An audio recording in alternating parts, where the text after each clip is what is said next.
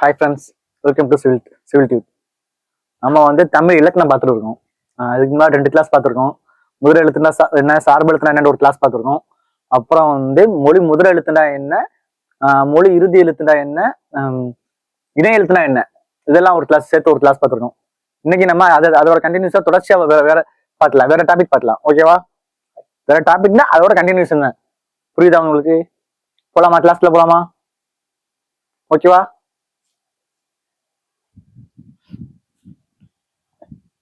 இன்னைக்கு நாம இந்த 3 டாபிக் பார்க்க போறோம். ஓகேவா? என்னென்ன? மேங்குல் எழுத்து, சுட்டெழுத்து, அப்புறம் வினா எழுத்து. இந்த 3 டாபிக் இன்னைக்கு பார்த்தோம்னா எழுத்து இலக்கணம் ஓரளவு கம்ப்ளீட் ஆயிரும். அடுத்த கிளாஸ்ல இருந்து நம்ம நெக்ஸ்ட் வரக்கூடிய கிளாஸ்ல இருந்து நம்ம சொல்லி இலக்கணம் பார்க்க ஆரம்பிச்சிடலாம். சொல்லி இலக்கணம் ஏண்டா இலக்கணம் 4 வகைன்னு சொன்ன, 5 வகைன்னு சொன்னேன். அந்த 5 வகை இலக்கணத்துல ரொம்ப முக்கியமான சொல்லி இலக்கணம் தான். ஏன்னா மேக்சிமம் கொஸ்டின் வரும் சொல்லி இலக்கணத்துல இருந்து மட்டும்தான் கொஸ்டின் அதிகமா வரும். புரியுதா? இதை நம்ம வரக்கூடிய கிளாஸ்ல பார்ப்போம். இன்னைக்கு நம்ம இந்த மூணையும் பார்த்து முடிச்சிடலாம். ஓகேவா?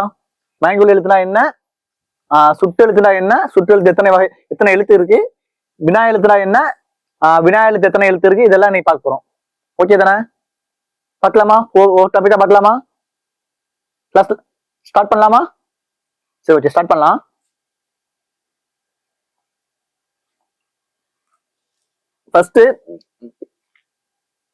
ஃபர்ஸ்ட் இன்னைக்கு நம்ம மேங்குல் எழுத்துக்கள் பார்ப்போம். மேங்குல் எழுத்துனா என்ன? ஃபர்ஸ்ட் இந்த எழுத்தை பத்திய டவுட் நம்ம எல்லாருக்குமே இருக்கு. சின்ன வயசுல இருந்து நம்ம தமிழ் படிச்சுட்டு இருந்தாலும் எல்லாருக்குமே இந்த எழுத்துக்களோட டவுட் இருக்கும். இப்போ இந்த நான் இந்த இடத்துல போடுறது, இந்த நான் இந்த இடத்துல போடுறது, இப்படி டவுட் எல்லாருக்குமே இருக்கு. இந்த இந்த எழுத்துக்கள் இருக்கு பத்தில, இதுதான் மேங்குல் எழுத்து. உச்சரிப்பில் சிறிதளவு மட்டுமே வேறுபாடு உள்ள எழுத்துக்களை தான் நம்ம மேங்குல் எழுத்துன்னு சொல்றோம். புரியுதா? இத மாதிரி வேற என்னென்ன எழுத்துனா இருக்கு? லா லா, ரா ரா ரா, இதெல்லாம் மேங்குல் எழுத்து. இந்த மேங்குல் எழுத்துக்களுக்கு ஒரு பேரு இருக்கு. இந்த மேங்குல் எழுத்தெல்லாம் எப்படி பிறக்குதுன்னு நம்ம பார்க்க போறோம். ஓகேவா? நம்ம பொதுவா சொல்றது என்னது, சின்னரா பெரியரான்னு சொல்றோம். அப்படி இல்லைன்னா பழத்துக்கு போறலா, பள்ளத்துக்கு போறலா அப்படின்னு தான் நம்ம சொல்றோம். நான் 2க்கு 3, 3க்கு 3, இந்த மாதிரி தான் நம்ம சொல்லிட்டு இருக்கோம். ஆனா இதை நம்ம நார்மலா அப்படி சொல்லக்கூடாது. நம்ம டிஎன்பிசி படிக்க நம்மளா இருந்தாலும் சரி, இந்த தமிழ் படிக்க நம்ம இத சின்னனா பெரியனா, 2க்கு 3, 3க்கு 3 அப்படின்னு நம்ம சொல்லக்கூடாது. அது உண்டான பேரை வச்சுதான் நம்ம சொல்லணும். ஓகேவா? அது உண்டான பேரு உங்களுக்கு தெரியாட்டாலும் இனிமே தெரிஞ்சிருங்க. ஓகேவா? இப்ப மேங்குல் எழுத்துனா என்ன? உச்சரிப்பில் சிறிதளவு மட்டுமே வேறுபாடு உடைய எழுத்துக்களை நான் மேங்குல் எழுத்து என்போம். ஓகேவா? அடுத்து பார்க்கலாமா? சரி, அடுத்து பாருங்க.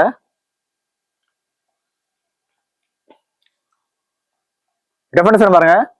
உச்சரிப்பில் சிறிதளவு மட்டுமே வேறுபாடு உள்ள ஒலிகளை கொண்ட எழுத்துக்களை நாம் மேங்குல் எழுத்துக்கள் என்போம். நான் சொன்னதான் நா நா, லா லா, ரா ரா, இதெல்லாம் மேங்குல் எழுத்து. புரியுதா? இதெல்லாம் என்ன, இந்த எழுத்துக்கள்லாம் உச்சரிக்கும் போது ஒரே சிமிலரா தான் இருக்கு. ஆனா இந்த எழுத்துக்கள் எந்தெந்த எழுத்தை எந்தெந்த இடத்துல பயன்படுத்தணும் ஒரு முறை இருக்கு. புரியுதா? சில எழுத்துக்கள் இப்போ ஃபார் எக்ஸாம்பிள் பள்ளி,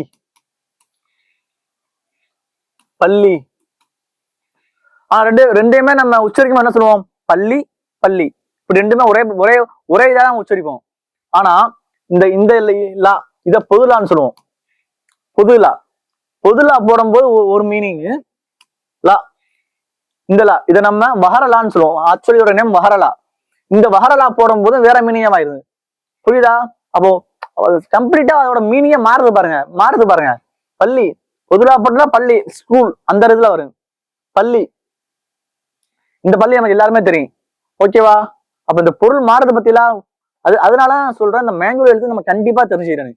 இப்போ நம்ம எல்லாமே எக்ஸாம் படிக்கிறோம், காம்படிட்டிவ் எக்ஸாம் படிக்கிறோம். அப்ப நம்ம ஒரு லெட்டர் எழுத சொல்றாங்க. அந்த லெட்டர் எழுத சொல்லும்போது நம்ம எல்லாமே நன்றின்னு ஒரு வார்த்தை யூஸ் பண்ணிருப்போம். நன்றி, தமிழ்ல லெட்டர் தான் நன்றின்னு போட்டிருப்போம். ஆனா இப்ப கூட சில பேர் என்ன சொல்றாங்க, என்ன பண்றாங்கன்னா, நன்றியில 2 சொல்லி நாக்கு பதிலா 3 சொல்லி நான் தான் போடுறாங்க, 3 சொல்லி இன்னுதான் போடுறாங்க.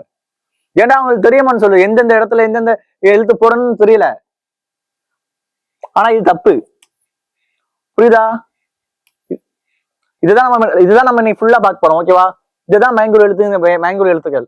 சிறிதளவு உச்சரிப்பில் சிறிதளவு ஓசைகள் சிறிதளவு மட்டுமே வேறுபாடு உடைய ஓசைகள் கொண்ட எழுத்துக்களை மயங்கொழி எழுத்துக்கள் என்போம். ஓகே தானே? அடுத்து பார்க்கலாமா? சரி, இப்ப மொத்தம் மயங்கொழி எழுத்துக்கள் மொத்தம் எத்தனைன்னு பார்ப்போம். அதுக்கு உண்டான நேம் என்னன்னு பார்ப்போம். ஓகேவா?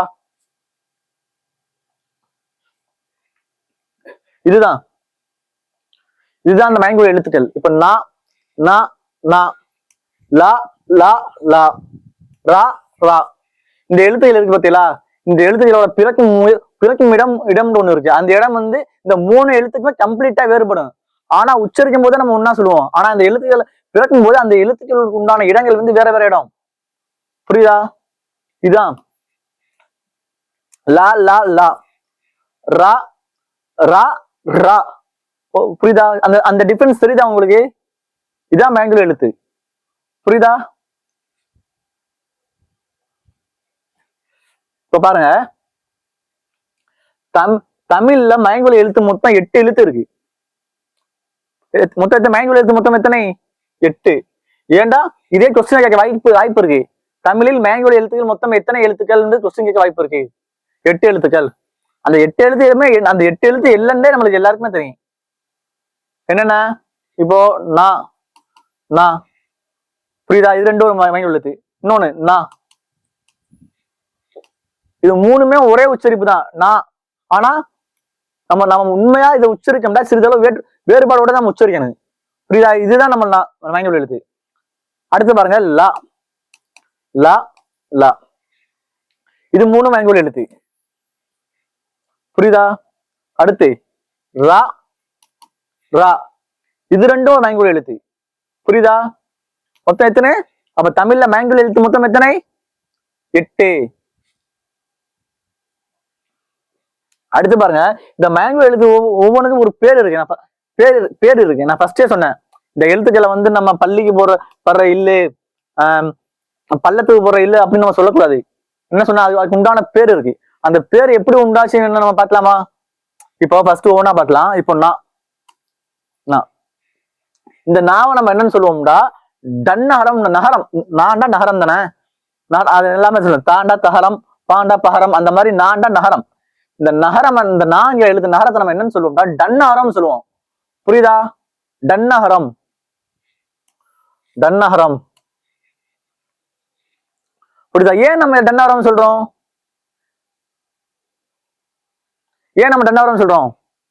ஏண்டா இந்த எழுத்துக்கு முன்னாடி உள்ள எழுத்து இருக்கு பத்தியில, அதை வச்சுதான் நம்ம பேர் வைக்கிறோம். புரியுதா? இப்ப இன்னுக்கு முன்னாடி உள்ள எழுத்து என்ன? இட்டு. இப்ப நான் டா. புரியுதா? அப்ப மயங்கொழி எழுத்துக்கு முன்னாடி உள்ள எழுத்து என்ன எழுத்து? டா. அந்த எழுத்து அடிப்படையா வச்சுதான் நம்ம பேர் வைக்கிறோம். அப்ப என்னது? டன்னகரம். மயங்கொழி எழுத்துக்கு முன்னால் உள்ள எழுத்து என்ன எழுத்தோ அதை அடிப்படையா வச்சுதான் நம்ம பேர் வைக்கிறோம். புரியுதா? நகரம், டன்னகரம். அப்ப சரி, நாக்கு முன்னாடி உள்ள எழுத்து என்ன? ரா. அப்ப ரன்னகரம், தன்னகரம். நாக்கு முன்னாடி உள்ள எழுத்து என்ன? தா. அப்ப தன்னகரம். புரியுதா? மயங்கொழி எழுத்து எப்படி நம்ம பேர் வைக்கணும்? புரியுதா? மயங்கொழி எழுத்துக்கு முன்னால் உள்ள எழுத்து எந்த எழுத்தோ அந்த எழுத்தை அடிப்படையாக வைத்துதான் நம்ம பேர் வைக்கிறோம். புரியுதா? அப்ப டன்னகரம்டா என்ன, ரன்னகரம்டா என்ன, தன்னகரம்டா என்னன்னு புரிஞ்சா? நீமே இதோட டிஃபரன்ஸ் தெரிஞ்சா? நீமே நம்ம 2 கொம்புனா 3 கொம்புனா அப்படி சொல்லாம டன்னகரம், ரன்னகரம், தன்னகரம் சொல்லலாமா? ஓகே தானே? தன்னகரம்டா என்ன, தன்னகரம்டா என்ன, தன்னகரம்டா என்ன? புரியுதுல? எதை அடிப்படையா வச்சு பேர் வைக்கணும் நம்ம உனக்கு புரியுதுல? எதை அடிப்படையா வச்சு நம்ம பேர் வைக்கிறோம்? மயங்கொழி எழுத்துக்களின் முந்தைய எழுத்தை அடிப்படையாக வைத்து நாம் பேர் வைக்கிறோம். ஓகேவா? அடுத்து பாருங்க, லகரம். அடுத்து லகரம் வரிசை பாருங்க. லகரம், இது நம்ம லகரம் சொல்லுவோம். லகரம். இந்த லாவ லகரம் சொல்லுவோம் அல்லது வகர லகரம் சொல்லுவோம். வகர லகரம். ஏன் இது நம்ம வகர லகரம் சொல்றோம்? நீங்க பாருங்களேன், இந்த லாவும் இந்த வாவும் ஒரே சிமிலரா தான் இருக்கும், ஒரே மாதிரி இருக்கு. தெரியும்? இப்போ நம்ம ஃபர்ஸ்ட் ஸ்டாண்டர்ட் ஸ்டூடெண்ட் இருக்கா, எல்கேஜி ஸ்டூடெண்ட் இருக்காங்க, இப்பதான் எழுதிய பலவரான்னு வைங்களேன். அவங்க எழுதும் போது லா போடுறாங்களா இல்ல வா போடுறாங்களா நம்மளுக்கே தெரியாது, கன்ஃபியூஸா இருக்கும். அந்த வார்த்தையை நம்ம உச்சரிக்கும் போது அதுல அங்க லாவா வாவா நம்மளுக்கு தெரியும். ஏன்னா ரெண்டையும் ஒரே சிமிலரா தான் போடுவாங்க. போக போக தான் போக போக கரெக்ட் பண்ணிக்குவா எது லா எது வாண்டு. ஆனா இப்ப ஆனா ஆனா ரெண்டுக்கும் ஒரே வடிவமா தான் இருக்கும். பா லா ரெண்டும் ஒரே வடிவமா தான் இருக்கு. புரியுதா? அதனால இதை நம்ம வந்து வஹர லஹரம் சொல்றோம். ஓகேவா? அப்ப லஹரம் அல்லது வஹர லஹரம்னா என்னது? இந்த லா. புரியுதா? அடுத்து பார்ப்போம். அடுத்து பாருங்க மஹர லஹரம். மஹர லஹரம் மஹர லஹரம் இந்த லா. இதையே மஹர லஹரம் சொல்றோம். இப்ப நீங்க மஹர எழுத்து என்ன? இப்ப மஹர எழுத்துனா இது என்ன எழுத்து? மஹர எழுத்துனா மா. இந்த இருக்கு மஹர எழுத்து.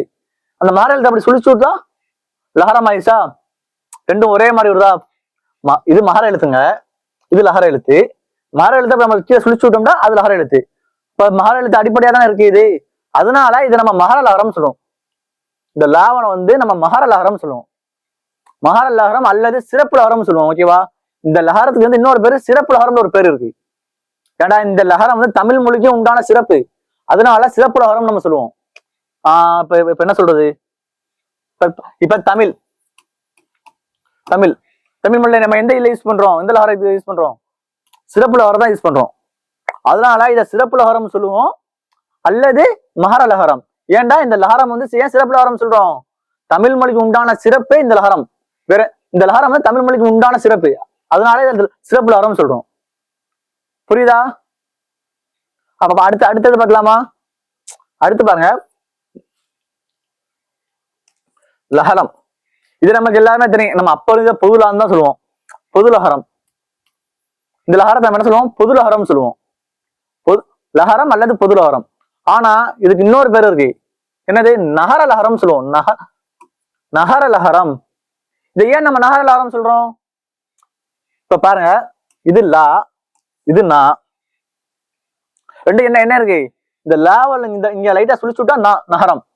அப்ப இது இந்த லா வந்து நா மாதிரியே இருக்கா? அதனால இதை வந்து நம்ம லஹர நகரம் சொல்றோம். எப்படி பா லா ரெண்டு சிமிலரா இருக்கனால நம்ம வஹர லஹரம் சொல்றோமோ, அதே மாதிரி இந்த இந்த லஹரத்தை வந்து நம்ம நகர லஹரம் சொல்றோம். ஓகேவா? இப்ப புரியுதா? லஹரம்டா என்ன, பொது லஹரம்டா என்ன, வஹர லஹரம்டா என்ன, சிறப்பு லஹரம்டா என்னன்னு புரியுதா? ஏன் நம்ம அந்த பேர் யூஸ் பண்றோம் நம்மளுக்கு புரியுதா? தன்னஹரம்டா என்ன, ரன்னஹரம்டா என்ன, தன்னஹரம்டா என்னன்னு புரியுதா? ஏன் அந்த அந்த பேர் யூஸ் பண்ண புரியுதா? அடுத்து பார்க்கலாமா? மேங்கோ எழுத்து மொத்தம் எத்தனை? 8 எழுத்து சொன்னேன். இப்ப 8 எழுத்து நம்ம 6 எழுத்துக்கு உண்டானது பாத்துறோமா? மீதி உள்ள 2 எழுத்துக்கு உண்டானது பார்க்கலாமா? சரி பாருங்க. அடுத்து ரா. நம்ம அப்ப இருந்தே என்ன சொல்லிப்போம்? இது சின்னரா, இது பெரியரா அப்படின்னு சொல்லிடுவோம். ஆனா இது உண்மையிலே அப்படி நம்ம அப்படி சொல்லக்கூடாது. ஏன் அப்படி சொல்லக்கூடாது? இந்த ரா எப்படி இந்த ஆறுக்கும் பேர் இருக்கோ அதே மாதிரி இந்த 2 ராக்கும் பேர் இருக்கு. நம்ம எல்லாருக்குமே கசரத்தை வள்ளி எழுத்து தெரியும், இடையின எழுத்துன்னு தெரியும். இப்போ வள்ளி எழுத்துல எந்த ரா வரும்? க ச ட த ப ர. எந்த ரா வருது? இந்த ரா தானே வருது. அதனால இது வந்து வல்லினரான்னு சொல்லுவோம். புரியுதா? வல்லினரா. வல்லின எழுத்துக்களை வரக்கூடியதுனால இதை நம்ம வல்லினரான்னு சொல்றோம். அப்ப இது இடையின எழுத்துல வருது. அதனால நம்ம இதை இடையினரகரம் சொல்றோம். புரியுதா? இப்ப வல்லினரகரம் இடையினரகரம் என்ன புரியுதா? ரகரம்னால ரா எழுத்துனாலும் ஒண்ணுதான். ஓகேவா? அப்ப வல்லினரகரம்னா என்ன எழுத்து? வல்லினரகரம். இடையினரகரம் எது? இடையினரகரம். ஏன் நம்ம வல்லினம் இடையினம் சொல்றோம்? ஏன்னா வல்லின எழுத்துல வரக்கூடியதுனால அது வல்லினரகரம், இடையின எழுத்துல வரக்கூடியதுனால அது இது இடையினரகரம். புரியுதா? இப்ப டிஃபரன்ஸ் புரியுதா? இப்ப மேங்கோ எழுத்து எத்தனை எழுத்துன்னு தெரியுச்சா? அந்த 8 எழுத்துக்கு உண்டான டிஃபரன்ஸ் புரியுதா? இப்ப அடுத்து பார்க்கலாமா? சரி, இப்ப அடுத்து பாருங்க.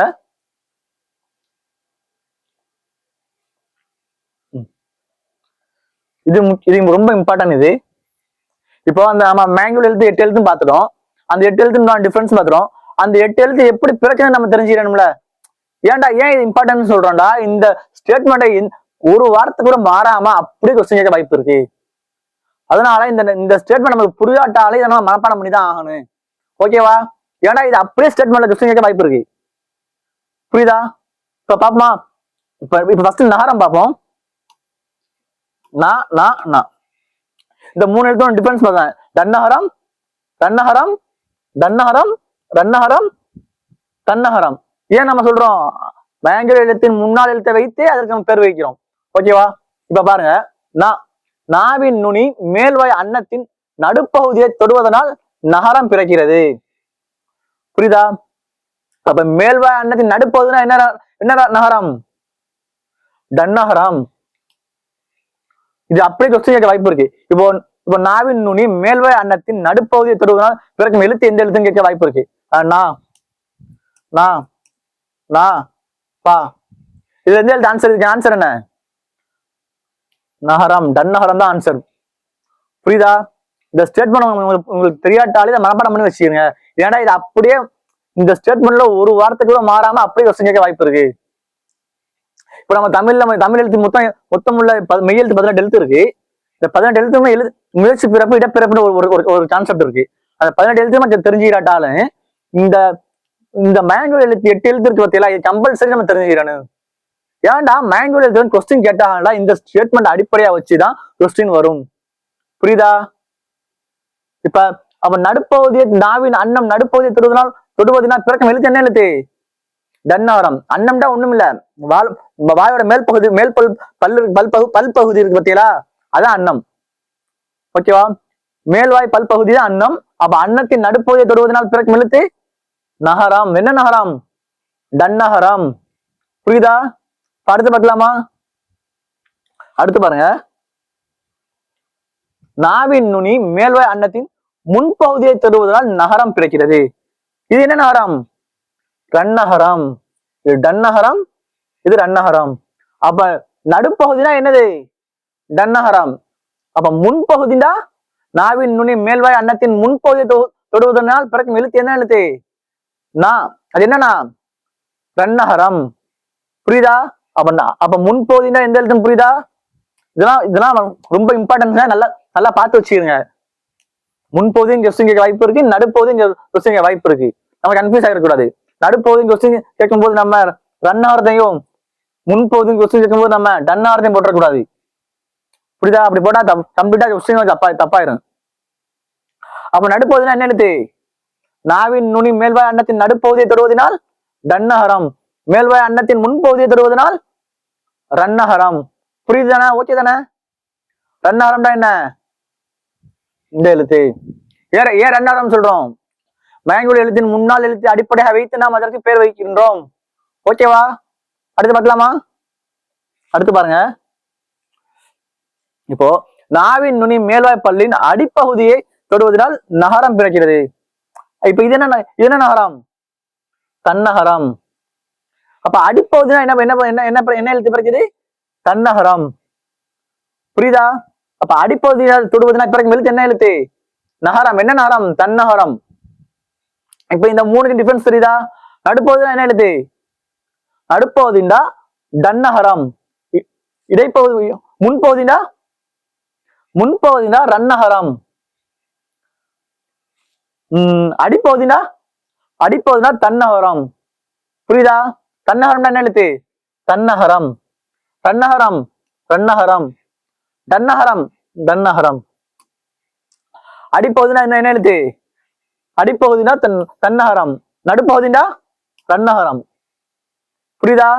அப்ப முன்பகுதினா நடுப்பகுதினா டன்னகரம், முன்பகுதினா ரன்னகரம். புரியுதுல? எதுவும் டவுட் இருக்கா? பார்த்து வரீங்க. அப்ப நடுப்பகுதியில என்ன எழுத்துன்னு தெரிஞ்சிருச்சுல? எந்த மைண்ட் எழுத்து? நடுப்பகுதியில என்ன? நாவின் நுனி அன்னத்தின் மேல்பாய் பகுதி நடுப்பகுதியை தொடுவதனால் எந்த மைண்ட் எழுத்து பிறக்கிறது? டன்னகரம்.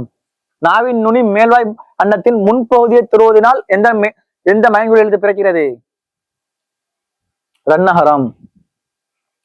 நாவின் நுனி மேல்வாய் பள்ளி அடிப்பகுதியை தொடுவதனால் எந்த மைண்ட் எழுத்து பிறக்கிறது? தன்னகரம். ஓகேவா? இப்ப இந்த மூணு எழுத்துக்கு உண்டான டிஃபரன்ஸ் தெரிஞ்சா, இந்த மூணு மேங்கோட எழுத்துக்கு உண்டான டிஃபரன்ஸ் தெரிஞ்சா உங்களுக்கு, இந்த மூணு மேங்கோ எழுத்து பிறக்கும் முறையும் தெரிஞ்சா, எந்தெந்த இடத்துல எந்தெந்த எழுத்து பிறக்குன்னு தெரியுதா? அடுத்து போலாமா? அடுத்து பார்க்கலாமா? சரி, ஓகே. அடுத்து பாருங்க. அடுத்து இப்போ இதுக்கு உண்டான சின்ன ஒரு டிஃபரன்ஸ் பாருங்க. இப்போ இந்த டா எழுத்து, இந்த டாக்கு அடுத்து வரக்கூடிய மைண்ட் உள்ள எழுத்து எந்த எழுத்து? எந்த எழுத்து? இந்த எழுத்து, இந்த நா. இதெல்லாம் அதனால நம்ம டன்னஹரம் சொல்றோமா? அதே மாதிரி இந்த இந்த மேங்கோல எழுத்துக்கு பின்னால வரக்கூடிய எழுத்து வந்து இந்த டா வரிசை எழுத்தா தான் இருக்கும். புரியுதா? இப்ப இந்த ஒவ்வொரு எழுத்தையும் இப்ப இந்த சொல்ல பாருங்களேன். கண்டம், இது மேங்கோல எழுத்து. இதுக்கு பின்னால் வரக்கூடிய எழுத்து என்ன எழுத்து? டா. டா என்ன? டா வரிசை எழுத்து, டா தான். அதனால இது டன்னஹரம். இந்த வண்டி மேங்கோல எழுத்து, அது பின்னால் வரக்கூடிய எழுத்து டா வரிசை எழுத்து தான் வரும். டா எழுத்து மட்டும் வராது. டா டா டி டி டு, அந்த டா வரிசை எழுத்து எல்லாமே வரும். புரியுதா? வண்டி, நண்டு மேங்கோல எழுத்து, அது பின்னாடி வரக்கூடிய எழுத்து டா வரிசை எழுத்து, டு. ஓகே தானே? புரியுதா இது வரைக்கும்? அடுத்து பார்க்கலாமா? இப்ப அடுத்து பாருங்க, ரா. இந்த ரா இருக்குல்ல, இந்த ரா நம்ம எழுத்துக்கு முன் இந்த மேங்கோ எழுத்து தான் வரும். இன்னும் ரன்னஹரம் தான் வரும். ஓகே, அதனால இதை நம்ம ரன்னஹரம் சொல்றோம். இப்ப டன்னஹரம் சொன்னோம், அதனால டன்னஹரத்துக்கு உண்டான எழுத்து வந்துச்சு. இப்ப ரன்னஹரம் உண்டான எழுத்து தான் இந்த ராக்கு பின்னாடி வரும். ஓகேவா? சாரி, ராக்கு முன்னால் வரும். ஓகேவா? இப்ப பாருங்க, மன்றம். மன்றம் என்ன? இது என்ன எழுத்து? என்ன எழுத்து இது? மேங்கோ எழுத்து. என்ன மேங்கோ எழுத்து? இன். ரா, ரன்னஹரம். அப்ப அதுக்கு பின்னால வரக்கூடிய எழுத்து என்ன எழுத்தா இருக்கு? ரா. இது என்ன ரா? வல்லினரஹரம். ஓகேவா? அடுத்ததான் பாருங்க, நன்றி. இன்னு. என்ன எழுத்து? மேங்கோ எழுத்து. என்ன மேங்கோ எழுத்து? ரன்னஹரம். அதுக்கு பின்னால் வரக்கூடிய எழுத்து ரா வரிசை எழுத்து, வல்லினரஹர வரிசை எழுத்து. கன்று மேங்கோ எழுத்து, அது பின்னால் வரக்கூடிய எழுத்து ரஹர வரிசை எழுத்து, வல்லினரஹர வரிசை எழுத்து. புரியுதா? இதெல்லாம் தெரிஞ்சு வச்சுருங்க. இதெல்லாம் நம்ம தெரிஞ்சு வச்சது நல்லது. ஓகேவா? கண்டிப்பா தெரிஞ்சுக்கணும். எக்ஸாம்பிள் இதை வச்சு கொஸ்டின் கேட்க வாய்ப்பு இருக்கு. ஏன்னா நம்ம எதையும் ஒமிட் பண்ணிட்டு போக முடியாது. நான் ஸ்டார்டிங்கே சொன்ன மாதிரி தான், 35 மார்க் இலக்கணத்துல நம்ம எடுத்தே ஆகணும்டா. எந்த டாபிக் நம்ம விட்டுட்டு போக முடியாது. நான் லாஸ்ட் சொல்லியிருப்பேன். அதே மாதிரி 35 மார்க் நமக்கு வேணும்டா, தமிழ் இலக்கணத்துல எந்த டாபிக் நம்ம ஒமிட் பண்ணிட்டு போக கூடாது. எல்லா டாபிக் நம்ம தெரிஞ்சுதான் போகணும். ஏன்னா தமிழ் தான் ஒரு காம்படிட்டிவ் எக்ஸாம், குரூப் 2 குரூப் 4 நம்மளுக்கு ஹை ஸ்கோர் நமக்கு வர்றது தமிழ்ல மட்டும்தான். 100 மார்க் இந்த தமிழ்ல நம்ம 100க்கு அபவுட் 95+ கண்டிப்பா எடுத்தாகணும். ஓகேவா? அடுத்து மேத்ஸ் இருக்கு. மேத்ஸ் 25. தமிழுக்கு அடுத்த இம்பார்ட்டன்ஸ் நம்ம என்ன எது கொடுக்கணும்னா மேத்ஸ் தான் கொடுக்கணும். மேத்ஸ் 25க்கு நம்ம அபவுட் 22+ ஆகுது எடுத்தாகணும். அப்போ ஏன் 25 அவுட் ஆஃப் 25 எடுக்கணும். புரியுதா? சோ எந்த டாபிக்கும் ஒமிட் பண்ணிட்டு போகாதீங்க. இந்த டாபிக்ல இருந்து கொஸ்டின் வராது அப்படின்னு நினைச்சிட்டு போக வேணாம். எல்லா டாபிக்கும் நம்ம கண்டிப்பா தெரிஞ்சுக்கிட்டு தான் போகணும். புரியுதா? அடுத்து போலாமா? அடுத்தது பார்க்கலாமா? சரி பாருங்க, அடுத்து பாருங்க. இப்போ நான் வரிசையில் நம்ம பார்த்துட்டோம். அடுத்து லா. லா லா லா ஆகிய 3 எழுத்து பிறக்கும் முறை பார்ப்போம். லா. இது என்ன லஹரம்?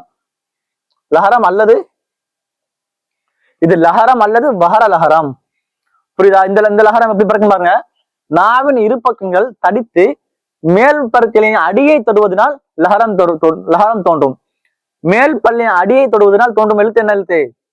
லஹரம். என்ன லஹரம்? வஹர லஹரம்.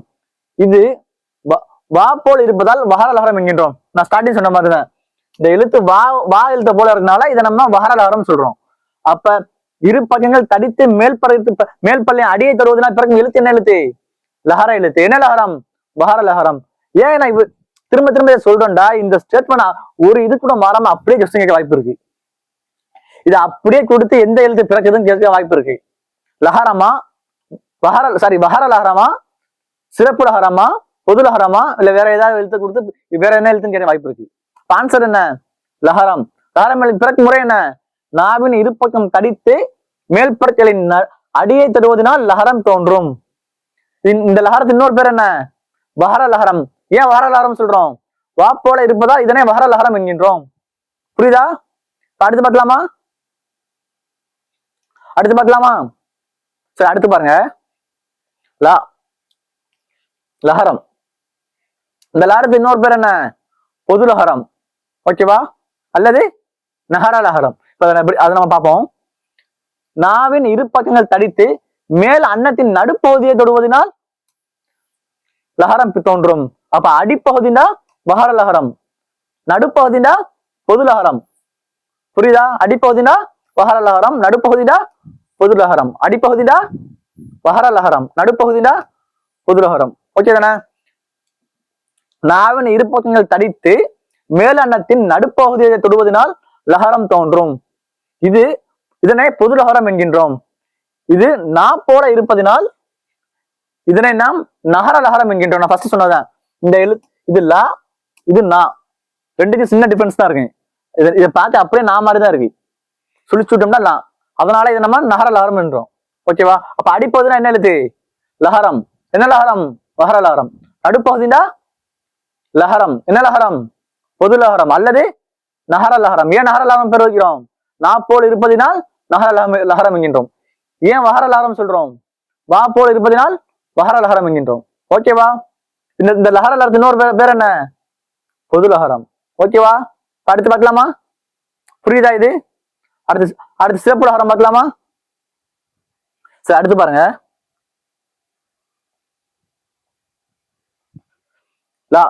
நாவின் நுனி மேல் நோக்கி வளைந்து வருடுவதால் லஹரம் தோன்றும். இது ஈஸி தான். அது ரெண்டு தான் கன்ஃபியூஸ் ஆகும். அடிப்பகுதி நடுப்பகுதியா கன்ஃபியூஸ் ஆகுது. இதை பாருங்க, வருடுவதனால். இதுல வருடுவதனால் ஒரு வார்த்தை இருக்கு. அப்ப வருடுவதனால் ஒரு வார்த்தை கொடுத்தாலே அது என்ன லஹரம்? சிறப்பு லஹரம். சிறப்பு லஹரத்துக்கு இன்னொரு பேர் என்ன? மகர லஹரம். மகர லஹரம். ஓகேவா? இப்ப அடிப்பகுதி நுனிப்பகுதி புரியுது. அடிப்பகுதி நடுப்பகுதி தெரியும். வேற வருடுவதனால் தோன்றும் எழுத்து என்ன எழுத்து? லஹரம். இது புரியுதா? அப்ப நாவின் நுனி மேல் நோக்கி வளைந்து வருடுவதனால் லஹரம் தோன்றும். லஹரமும் ஒரே இடத்தில் ஒழிக்கப்படும். ஓகேவா?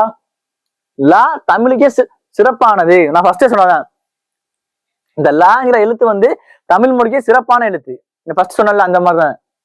ஓகேவா? இந்த லாங்கிற எழுத்து தமிழ் மொழிக்கு சிறப்பான எழுத்து. தமிழ், அந்த தமிழுக்கு சொல்ல கூட நம்ம என்ன எந்த லஹரம் பயன்படுத்துறோம்? சிறப்பு லஹரம் தான் பயன்படுத்துறோம். சோ இது தமிழ் மொழியே சிறப்பான எழுத்து, சிறப்பான லஹரம். ஓகேவா? லா என்னும் எழுத்து தமிழுக்கே சிறப்பானது. எனவே இதனை சிறப்பு லஹரம் என்கின்றோம். சிறப்பு லஹரம் என்று அழைக்கின்றோம். ஓகேவா? ஏன் சிறப்பு லஹரம் சொல்றோம்? புரியுதா? அடுத்து இது மா போல இருப்பதனால் இதனை மகர லஹரம் என்கின்றோம். ஃபர்ஸ்ட் சொன்னதான். ஃபர்ஸ்ட் என்ன சொன்னதான்? மா லா. இது மா போல இருப்பதனால் இது மகர லஹரம் என்கின்றோம். அப்ப மகர லஹரம், நகர லஹரம், நகரம், இது மகர லஹரம். மூணு டிஃபரன்ஸ் தெரியுதா? மூணு என்னன்னு புரியுதா? வஹர லஹரம் என்னன்னு தெரியுதா? ஏன் வஹர லஹரம் சொல்றோம் தெரியுதா? நகர லஹரம் என்னன்னு தெரியுதா? ஏன் நகர லஹரம் சொல்றோம் தெரியுதா? மகர லஹரம் என்னன்னு தெரியுதா? ஏன் நம்ம மகர லஹரம் சொல்றோம் தெரியுதா? இந்த மூணு லஹரத்துல எது பொது லஹரம், எது சிறப்பு லஹரம் தெரியுதா? ஏன் நம்ம அதை சிறப்பு லஹரம் சொல்றோம் தெரியுதா? ஓகே தானே? எதுவும் டவுட் இல்லையே? அப்ப நாவின் நுனி மேல்வாய் வளைந்து வருடுவதா என்ன லஹரம்? சிறப்பு லஹரம். ஓகேவா?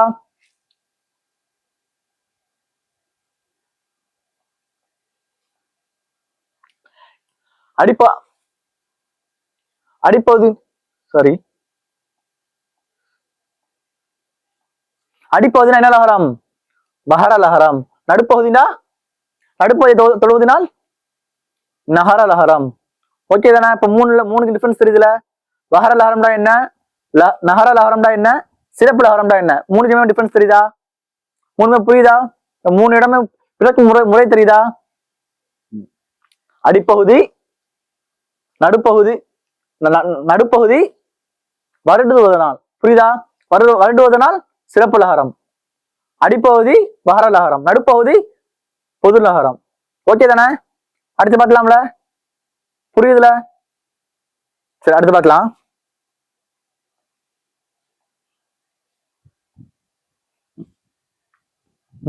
இப்போ இது மூணுக்கு உண்டான டிஃபரன்ஸ் பாருங்க. விலை இதுல இந்த லா போட்டோம்டா, வஹர லஹரம் போட்டோம்டா, அது என்ன பொருள்? ஃபார் எக்ஸாம்பிள் சொன்னா இது பென்சில். நம்ம கடைக்கு போறோம், கடைக்கு போய் அண்ணா அந்த பெண் என்ன விலைனா அப்படின்னு கேட்கிறோம்ல, அந்த விலை அப்படி கேட்கறதுக்கு பயன்படுத்துறதுதான் இந்த வஹர லஹரம். புரியுதா? அவ வஹர லஹரம் பயன்படுத்தணும்னா அது விலை, ஒரு பொருளோட விலையை கேட்கறதுக்கு பயன்படுத்துறோம். ஒரு கடைக்கு போறோம், பார்த்து அண்ணா அந்த பேனா என்ன விலைனா அப்படின்னு கேட்கிறோம்ல, அதுதான் லஹரம், வஹர லஹரம். அடுத்து விலை, அடுத்து பொது லஹரம், மற்றொரு பேர் என்ன? நகர லஹரம். இந்த நகரலாரம் போட்டா என்ன மீனிங்னா உண்டாகுதல், விளைவித்தல், விளைச்சல், அந்த இது வருதுல்ல, அதுல வந்துடும். புரியுதா? அப்ப நகரலாரம் போட்டா என்ன மீனிங்ல வரும்? விளைச்சல், உண்டாக்குதல், ஒரு இது ஒரு பயிர் விளைக்கிறோம், அந்த மாதிரி அந்த மீனிங்ல வந்துடும் அது. புரியுதா? அவன் மகரலாரம் போட்டா என்னன்னு புரியுதா? நகரலாரம் போட்டா என்னன்னு புரியுதா? அடுத்து மகரலாரம் அல்லது சிறப்புலகாரம். இந்த மகரலாரம் போட்டா விரும்புன்னு ஒரு பொருள் இருக்கு. தமிழ் அகராதியில இந்த விலை சிறப்புலகாரம் போட்டா அதுக்கு பொருள் வந்து விரும்பு. புரியுதா? இதுக்கு விரும்புன்னு ஒரு பொருள் இருக்கு. ஓகே தானே? அடுத்து பார்க்கலாம்ல. அடுத்த எக்ஸாம்பிள் பாருங்க. இலை. இலை மகரலாரம் போட்டா என்ன மீனிங் நம்ம எல்லாருக்குமே தெரியும். ஒரு செடியோட இலை, மரத்தின் இலை, அப்படி அந்த மீனிங்ல வந்துடும் இலை. புரியுதா? அடுத்து இலை பொதுலாரம் போட்டா மெலிந்து போறது. நம்ம ரொம்ப நாளைக்கு அப்புறம் நம்ம ஃப்ரெண்டை பார்க்கிறோம், மச்சான் என்ன ரொம்ப மெலிஞ்சு போயிட்ட அப்படின்னு சொல்லி கேட்கணும்ல, அதுக்கு போடுறது யூஸ் பண்றது வந்து பொதுலகாரம் அல்லது நகரலகாரம். புரியுதா? அப்ப இலைண்டா மகரலகாரம், இலை மெலிந்து போறதுக்கு நகரலகாரம், இலை சிறப்புலகாரம் யூஸ் பண்ணோம்னா நூல் இலைன்னு ஒரு பொருள் இருக்கு. தமிழ் ஆறாவதுல இந்த இலைக்கு நூல் இலைன்னு ஒரு மீனிங் இருக்கு. ஓகேவா? புரியுதா? அடுத்த எக்ஸாம்பிள் இது இந்த மாதிரி இந்த மூணுக்கு உண்டான டிஃபரன்ஸ் உண்டான இந்த 3 எழுத்துக்கு உண்டான டிஃபரன்ஸே தமிழ் மொழியில நிறைய எழுத்து இருக்கு. அடுத்து பார்த்தோம்டா ஃபார் எக்ஸாம்பிள் சொல்லணும்டா. அடுத்து பாருங்க, அலை. அலை இந்த சிறப்புலா போட்டா என்ன பொருள்? நம்ம அழைக்கிறோம். ஒரு திருமணம் இருக்கு, திருமணத்தை அழைப்பு தெரிவிப்பாங்கல்ல, அந்த மீனிங்ல வந்துடும். இந்த அலைந்து மீனிங் போட்டோம்டா. புரியுதா? இது என்னலா சிறப்புலா போட்டா இந்த மீனிங்ல வந்துடும். அடுத்து பாருங்க அலை. பஹரலா. இந்த பஹரலா போட்டா என்ன மீனிங்ல வரும்? கடல் அலை சொல்றோம்ல, கடல் அலைகள், அந்த மீனிங்ல வர்றது வந்து பஹரலா. புரியுதா? அப்ப திருமணத்தை அழைத்தல் அந்த மீனிங்ல வர்றது சிறப்புலா, கடல் அலை அந்த மீனிங்ல வர்றது பஹரலா. இன்னொன்னு இருக்கு பொதுலா. இந்த பொதுலா போட்டா என்ன மீனிங்டா குகைன்னு ஒரு மீனிங் இருக்கு. குகை. தமிழ் அகராதியை பொறுத்த வரைக்கும் இந்த பொதுலா போட்டோம்டா அலைன்னா குகைன்னு ஒரு மீனிங் இருக்கு. புரியுதா? அப்ப அலைத்தல், கடல் அலை, குகை, இந்த மாதிரி மீனிங் இருக்கு. இந்த மாதிரி நிறைய எக்ஸாம்பிள் இருக்கு. ஓகே தானே? இப்ப பார்த்த வரைக்கும் புரியுதா? மகரலகாரம்டா என்ன, மகரலகாரம்டா என்ன, நகரலகாரம்டா என்னன்னு புரியுதா? இதுல எது சிறப்புலகாரம் புரியுதா? இது மூணுக்கு உண்டான டிஃபரன்ஸ் தெரியுதா? அடுத்து போலாமா? அடுத்தது பார்க்கலாமா? எது டவுட் இல்லையா? பார்த்தா வரைக்கும் சரி. அடுத்து பாருங்க.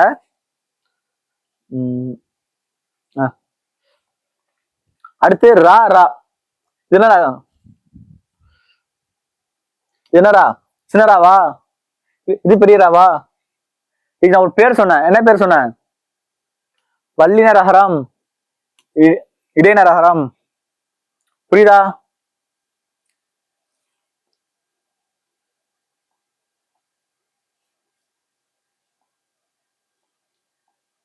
பாருங்க, வல்லினரகரம். வல்லினரகரம் எது? வல்லினரகரம். இடைநரகரம் எது? இடைநரகரம். ஓகேவா? இப்ப இந்த ரகரத்தோட பிறக்கு முறை பார்க்கலாமா? சரி பாருங்க, முதல்ல இடைநரகரம் பார்ப்போம். இடைநரகரம், இடையினரகரம், இடையினரகரம். நாவின் நுனி மேல் அன்னத்தின் முதல் பகுதியை தொட்டு வருவதால் ரகரம் தோன்றுகிறது. மேல் அன்னத்தின் முதல் பகுதியை தொட்டு வருவதால் எந்த ரகரம் தோன்றுது? இடையினரகரம். ஏன் இடையினரகரம்? ஏன் இதை இடையினரகரம் சொல்றோம்? இது இடையின எழுத்து என்பதனால் இதனை இடையினரகரம் என்கின்றோம். ஓகே தானே? இது இடையின எழுத்துங்க, அதனால நம்ம இதை இடைநரகரம் சொல்றோம். இது வல்லின எழுத்து, அதனால இதை நம்ம வல்லினரகரம் சொல்றோம். அவ்வளவுதான். பெரிய கன்ஃபியூஸ் ஆகுறதுல ஒண்ணும் இல்லை. இப்ப நாவின் நுனி மேல் அன்னத்தின் முதல் பகுதியை தொட்டு வருவதனால் பிறக்கும் எழுத்து என்ன எழுத்துன்னு கேட்டா இடைநரகரம். புரியுதா? ஏன் இடைநரகரம் சொல்றோம்? ஏன் இடைநரகரம் சொல்றோம்? இந்த ரா வந்து இடையின எழுத்து என்பதனால் இதனை இடைநரகரம் என்கின்றோம். ஓகேவா? அடுத்து இப்ப ரா வல்லினரகரம். வல்லினரகரம் நாவின் நுனி மேல் அன்னத்தின் மையப்பகுதியை உரசுவதனால் ரகரம் தோன்றுகிறது. தோன்றும் ரகரம் என்ன ரகரம்? வல்லினரகரம். மையப்பகுதினால் சரி, நடுப்பகுதினால் ஒண்ணுதான். நாவின் நுனி மேல் அன்னத்தின் மையப்பகுதியை உரசுவதனால் ரகரம் தோன்றுகிறது. இது வல்லின எழுத்து என்பதனால் இதனை வல்லின ரகரம் என்கின்றோம். புரியுதுல? அப்போ முதல் பகுதினா என்ன எழுத்து? முதல் பகுதிண்டா இடைநரகரம். நாவின் நுனி மேல் அன்னத்தின் முதல் பகுதினா இடைநரகரம், மேல் அன்னத்தின் நடுப்பகுதி அல்லது மையப்பகுதினா வல்லினரகரம். ஏன் வல்லினரகரம் சொல்றோம்டா, இது வல்லின எழுத்து, அதனால நம்ம வல்லினரகரம் சொல்றோம். ஏன் இடைநரகரம் சொல்றோம்டா, இது இடையின எழுத்து, அதனால நம்ம இடைநரகரம் சொல்றோம். புரியுதா? இனிமே நம்ம சின்னரா பெரியரான்னு சொல்லாம இருக்கலாமா? வல்லினரகரம் இடைநரகரம் சொல்லலாமா? டிஃபரன்ஸ் தெரியுதா? அடுத்து பார்க்கலாமா? அப்ப நடுப்பகுதினா என்ன ரகரம்? நடுப்பகுதினா வல்லினரகரம். முன்பகுதிடா முன்பகுதி அல்லது முதல் பகுதினா இடைநரகரம். நடுப்பகுதினா வல்லினரகரம். ஓகே தானே? அடுத்து பார்க்கலாம்ல. சரி, அடுத்து பாருங்க.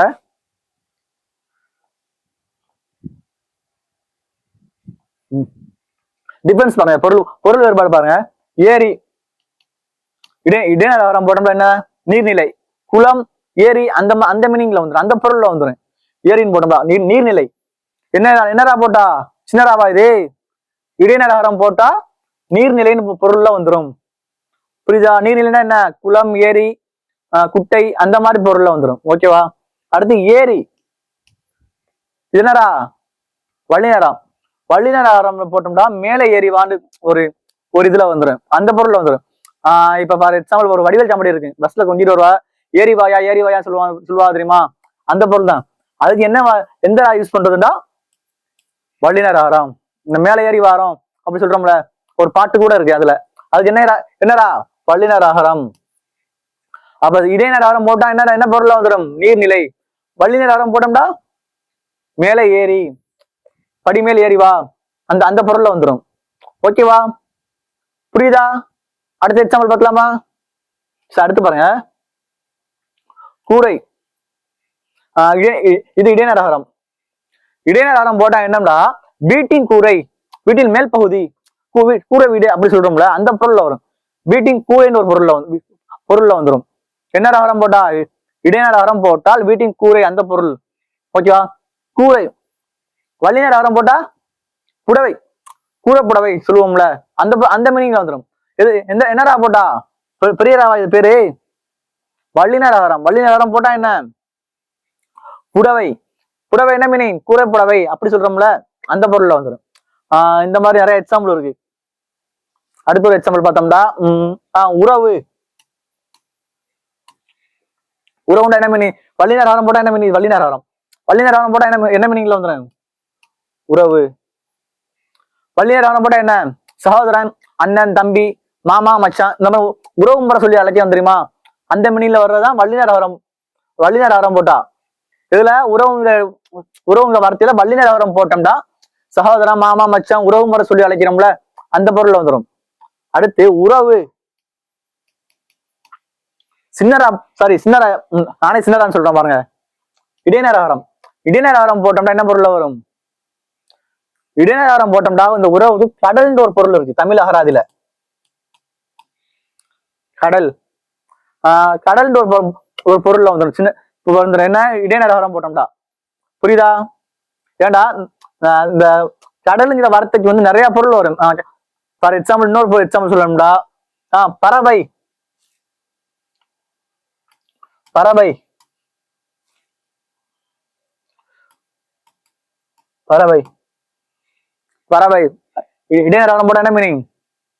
இதுக்கு அதே கடல் தான் பொருள் வரும் பறவை என்றாலும். புரியுதா? அப்ப உறவு உண்டாலும் கடல் தான் வரும். உறவு. பறவை என்றாலும் கடல்ல தான் வரும். இந்த பறவை வல்லினரகரம் போட்டா நமக்கு எல்லாருமே தெரியும், பறக்கும் பறவை, அந்த பொருள்ல வந்துடும். புரியுதா? புரியுதா? அப்ப டிஃபரன்ஸ் தெரியுதா? ஏரிண்டா என்ன? ஏரிக்கு என்னடா போடுறோம்? நீர்நிலைக்கு உள்ள ஏரிக்கு என்னடா போடுறோம்? மேலே ஏறிவா, அந்த பொருள்ல உள்ள ஏரிக்கு என்னடா போறோம் தெரியுதா? உறவு உண்டா என்னன்னு தெரியுதா? உறவு, சகோதரம், அண்ணன், தம்பி, உறவு முறைக்கு என்னடா போடுறோம்? கடல், அதுக்கு என்னடா போறோம் தெரியுதா? புரியுதா? பறவைண்டா தெரியுதா? பறவைண்டா பறக்கும் பறவைக்கு எந்தடா போடுறோம்? பறவை, கடலுங்கிற பொருள்ல வரக்கூடிய பறவைக்கு எந்தடா போடுறோம் தெரியுதா? ஓகே தானே? அடுத்து பார்க்கலாம்ல.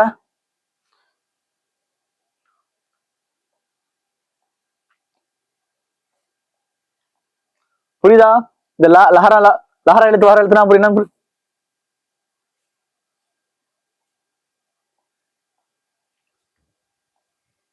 இந்த லஹரம்னா புரியுதா? லஹரம் ஏன் சொல்றோம் புரியுதா?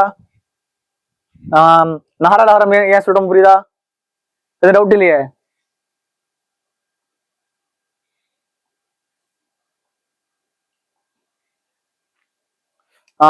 சிறப்புலகாரம் ஏன் சொல்றோம் புரியுதா? ஏன் இந்த லா மட்டும் சிறப்புலான்னு சொல்றோம் தெரியுதா? டவுட் இருக்காது? அடுத்து அடுத்து பார்க்கலாமா?